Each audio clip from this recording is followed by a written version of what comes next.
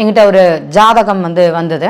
என்னன்னு பார்த்தீங்கன்னா, அந்த குழந்தை நீட் எக்ஸாமுக்கு படிச்சுட்டு இருக்காங்க. அவங்கள மருத்துவ கல்வி அப்படிங்கிறது படிக்கிறாங்க. அவங்களுடைய ஜாதகத்துல அந்த அமைப்பு இருக்குதா அப்படிங்கிற ஒரு கேள்வி வந்தது.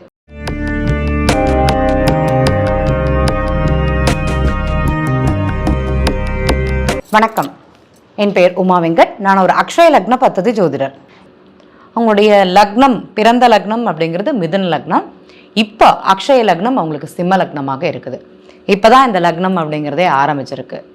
இந்த மருத்துவம் கல்வி சம்பந்தப்பட்ட படிப்பு படிக்கிறவங்களுக்கு எந்த மாதிரி கிரக அமைப்பு இருக்குது, இதை நம்ம ரொம்ப ஒரு எளிமையாக நம்ம ஏஎல்பி மெத்தடில் சொல்ல முடியும். பாரம்பரியத்தில் சொல்ல முடியுமானா அந்த தசா புக்தி அதை வச்சு தான் நம்ம சொல்ல முடியும்.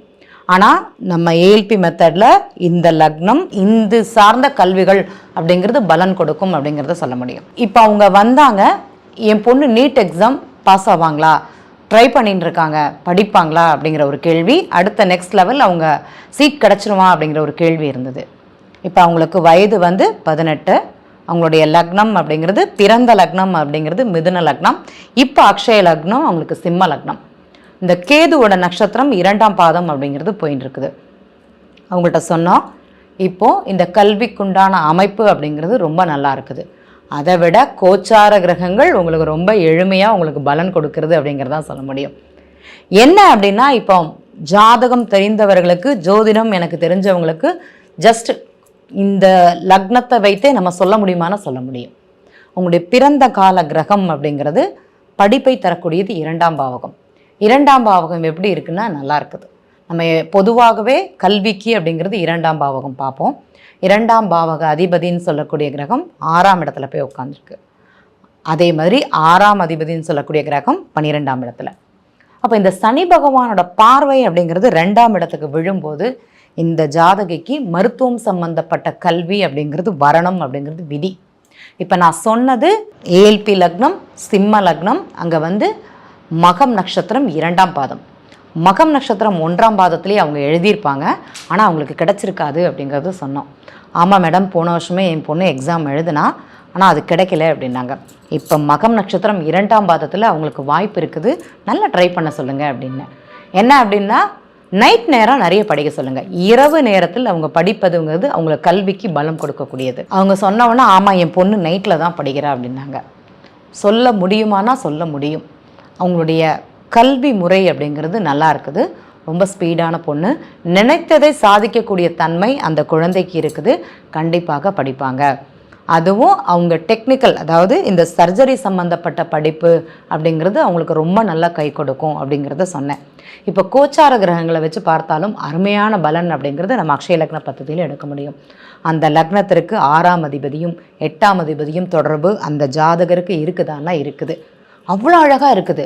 ரிசல்ட் வரும்போது அந்த பொண்ணுக்கு நீட் சீட்டு கிடைக்கக்கூடிய தன்மை அப்படிங்கிறது இங்கே கிடைக்குது. ரொம்ப ஈஸியாக சொல்லலாம். இதே மாதிரி வேற ஒரு லக்னம், தனுசு லக்னம். இவங்களுக்கு இப்போ தான் லக்ன புள்ளி அப்படிங்கிறது ஆரம்பிச்சிருக்கு. மூல நட்சத்திரம் 4ஆம் பாதம் போயின்னு இருக்குது.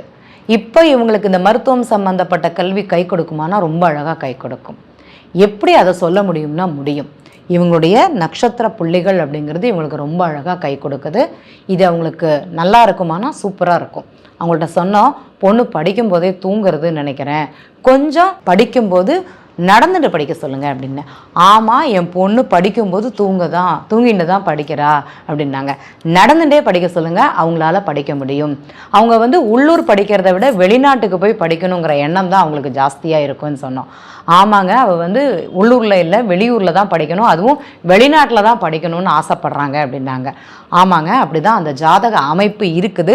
தைரியமாக படிக்க சொல்லுங்கள், அந்த வாய்ப்பு அவங்களுக்கு ரொம்ப அருமையாக வரும் அப்படிங்கிறத சொல்ல முடிஞ்சது. ஏன்னா ஒரு லக்னமும் அந்த நட்சத்திர புள்ளிகளும் இந்த குழந்தையோட தன்மைகள், அவங்களுடைய மனோபாவகம் எப்படி இருக்குது அப்படிங்கிறத நம்ம ஏஎல்பி மெத்தடில் அக்ஷய லக்ன பத்ததியில் ரொம்ப தெளிவாக சொல்ல முடியும். அப்போ ஒரு ஜாதகர் எதற்காக படிக்கிறார், அவருக்கு அந்த படிப்பு கை வருமா, அதை அவரால் படித்து முடிக்க முடியுமா அப்படிங்கிறத சொல்ல முடியுமானா சொல்ல முடியும். இது ஒருத்தங்களுக்கு பூராட நட்சத்திரம் போயின்னு இருக்குது, உங்களோட படிப்போட தன்மை எப்படி இருக்கும் பார்த்தீங்கன்னா ரொம்ப லேசியாக இருக்கும், படிக்கவே மாட்டார். சிலர் வந்து பிஹெச்டி லெவலில் படிப்பாங்க, சிலர் வந்து ரொம்ப லேசியாக இருப்பாங்க, படிக்கவே மாட்டாங்க, படித்ததை மறந்துடுவாங்க, மறதி அப்படிங்கிறது அவங்களுக்கு ஜாஸ்தியாக இருக்கும். இதே ஜாதகம் ஒன்று வந்தது. அதே மாதிரி சிம்ம லக்னத்தில் பூர நட்சத்திரம் போச்சு ஒரு ஜாதகம். உங்கள் பொண்ணு படிக்கவே மாட்டேங்கிறாங்க, படிக்கிறத மறந்து போயிடுறாங்க அப்படின்னு. ஆமாம், என் பொண்ணு அப்படி தான் இருக்கா, 10ஆம் கிளாஸ் ஆட்டி பாஸ் ஆயிடுவாங்களான்னு ஒரு கேள்வி அவங்களுக்கு. கவனிச்சுக்கோங்க, 10ஆம் கிளாஸ் ஆட்டி பாஸ் ஆயிடுவாங்களான்னு. கண்டிப்பாக பாஸ் ஆவாங்க, கொஞ்சம் ஸ்ட்ரெயின் பண்ணி படிக்க சொல்லுங்கள் அப்படின்னு. சரி, என்ன மந்திரங்கள் சொல்லலாம் அவங்களுக்கு? இப்போ படிக்கிற குழந்தைகளுக்கு நம்ம என்ன பரிகாரம் சொல்ல முடியும்? மந்திரங்கள் மூலமாக, உச்சாடத்தின் அந்த மந்திர உச்சாடத்தின் மூலமாக உங்களுடைய மனோபாவத்தை ஒருநிலைப்படுத்த முடியும். ஏன்னா இவங்களுடைய படிப்போட நிலை அப்படிங்கிறது படிநிலைகளாக இருக்கும், மறந்து போயிடுவாங்க, அதிகமான ப்ரெஷர் அப்படிங்கிறது எடுத்துப்பாங்க. இப்போ பார்த்தீங்கன்னா நீட் எழுதுகிற குழந்தைகள்லாம் நிறைய குழந்தைகள் வந்து ஒரு முடிவெடுக்கிறாங்க, தப்பான ஒரு முடிவு அவங்க பெற்றோர்களுக்கு ஒரு அழுத்தத்தை கொடுக்குது. எதனாலனா அந்த ப்ரெஷர், படிப்போட ப்ரெஷர் அப்படிங்கிறது அது அவங்களால தாங்க முடியாது. அப்போ அவங்களுக்கு மியூசிக் அதுங்கிறது கேட்பாங்க சில குழந்தைகள். சில குழந்தைகள் என்ன பண்ணுவாங்க, படிச்சுட்டு இருக்கும் போதே டக்குன்னு ஒரு டூர் அப்படிங்கிற மாதிரி போயிட்டு வருவாங்க. இந்த மாதிரி உள்ள குழந்தைகளுக்கு என்ன செய்யணும் அப்படின்னா மந்திரங்கள் அப்படிங்கிறது சொல்லணும். இப்போ எல்லாருக்குமே தெரிந்த மந்திரம் நம்ம ஹயக்ரீவரோட மந்திரம், ஞானானந்தமயம் தேவம் நிர்மல ஸ்படிகாக்கிருதிம் ஆதாரம் சர்வ வித்யானம் ஹயக்ரீவ முகாஸ்மகே. இந்த மந்திரத்தை அந்த குழந்தைகளுக்கு சொல்லி கொடுத்து ஒரு 11 தடவை தினமும் கூற செய்யணும். தினமும் இந்த மந்திரத்தை அந்த குழந்தைகள் 11 தடவை காலையும் மாலையும் கண்டிப்பாக சொல்லணும். அதே மாதிரி நைட் நேரம் படிக்கும்போது இந்த குழந்தைகள் சொன்னாங்கன்னா அவங்களுடைய படிப்போட திறன் அப்படிங்கிறது அதிகமாகும், கவனிக்கிற திறன் அப்படிங்கிறது அதிகமாக இருக்கும்.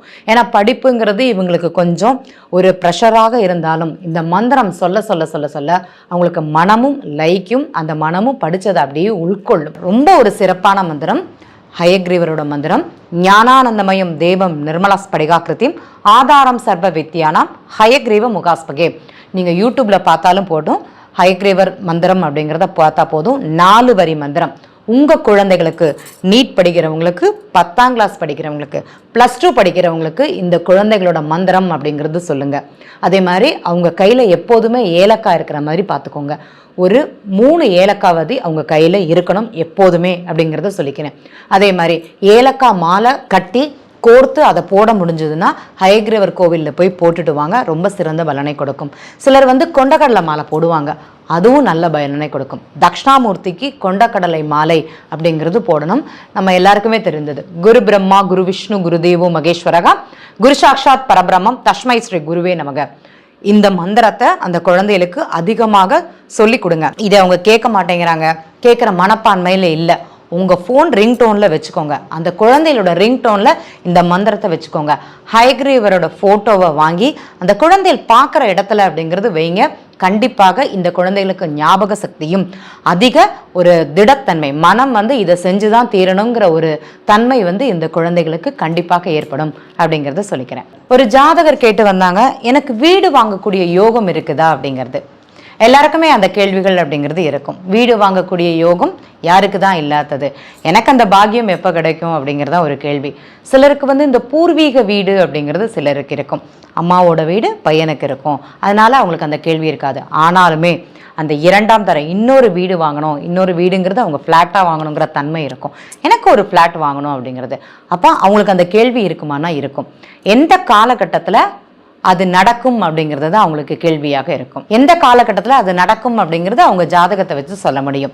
இப்போ ஒருத்தங்களுக்கு வந்து அக்ஷய லக்னம் மகர லக்னமாக இருக்குது, அக்ஷய லக்னம் மகர லக்னம்.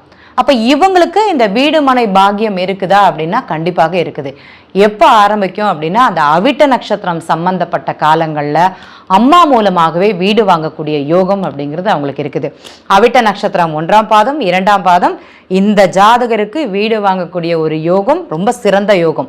அது வந்து அம்மாவே ஒரு நிலம் பார்த்து வாங்கி கொடுக்கக்கூடிய ஒரு தன்மையும், லாபமாக வாங்கி கொடுக்கக்கூடிய ஒரு தன்மையும் இந்த ஜாதகருக்கு அமையும் அப்படிங்கிறது சொல்லலாம். சரி, வேற எந்த லக்னக்காரங்களுக்கு இந்த அமைப்பு இருக்குது அப்படின்னு பார்த்தீங்கன்னா மீன லக்னம். மீன லக்னத்தில் ரேவதி நட்சத்திரம் போகும்போது இந்த வீடு வாங்கக்கூடிய யோகம் இருக்குதான்னா கண்டிப்பாக இருக்குது. ரேவதி நட்சத்திரம் போகும்போது 4ஆம் அதிபதி புதனாக வருவார்.